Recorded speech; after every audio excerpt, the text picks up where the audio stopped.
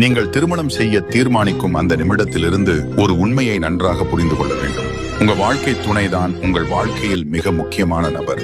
ஆம், உங்கள் பெற்றோர்கள் முக்கியம், உங்கள் பிள்ளைகள் முக்கியம். ஆனால் இவர்கள் அனைவரையும் விட மேலானவர் உங்கள் வாழ்க்கை துணைதான்.